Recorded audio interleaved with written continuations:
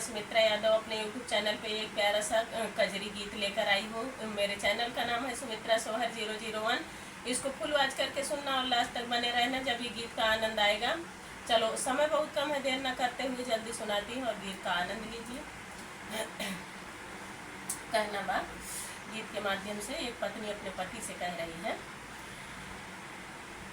झूलाना पड़ा कदम तोरे डलिया, हम सखी झूलाई जाबैना। झूलाना पड़ा कदम तोरे डलिया, हम सखी झूलाई जाबैना। सोने की थाली में जवन परोसे, सोने की थाली में जवन परोसे, जवाना जैला बालम कलकतिया, हम सखी झूलाई जाबैना। जवाना जैला बालम कलकतिया, हम सखी झूलाई जाबैना। झूलना पड़ा कदम तोरे डलिया, हम सखी झूलाई जाबैना। हम सखी झूलाई जाबैना, हम सखी झूलाई जाबैना। झूलना पड़ा कदम तोरे डलिया, हम सखी झूलाई जाबैना।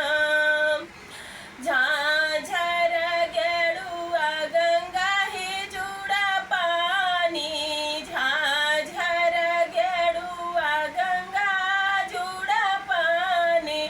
गेरुआ घुटला बालम कलकतिया, हम सखी झूलाई जाबैना। गेरुआ घुटला बालम कलकतिया, हम सखी झूलाई जाबैना। झूलना पड़ा कदम तोरे डलिया, हम सखी झूलाई जाबैना। हम सखी झूलाई जाबैना, हम सखी झूलाई जाबैना। झूलना पड़ा कदम तोरे डलिया, हम सखी झूलाई जाबैना। खैर सुपारी रस बीरा जराए, खैर सुपारी रस बीरा लगाए। बीरवा कुचिला बालम कलकतिया, हम सखी झूलाई जाबैना।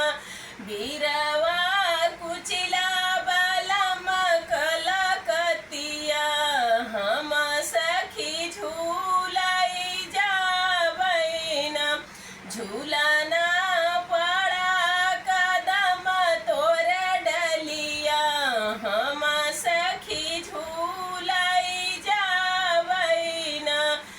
हम सखी झूलाई जाबैना, हम सखी झूलाई जाबैना। झूलना पड़ा कदम तोरे डलिया, हम सखी झूलाई जाबैना। फूल ही नरी नरी से लगाए, फूल ही नरी नरी से लगाए। सेजिया सुतिला बालम कलकतिया, हम सखी झूलाई जाबैना। सेजिया सुतिला बालम कल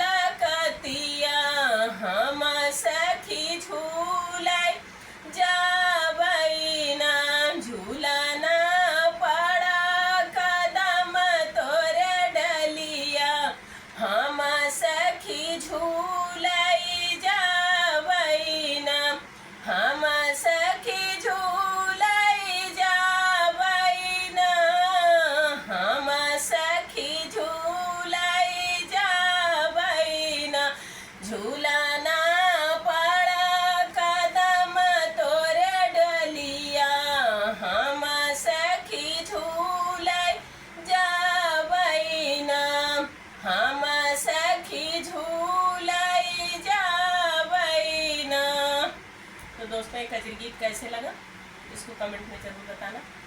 और मैं आपकी सुमित्रा।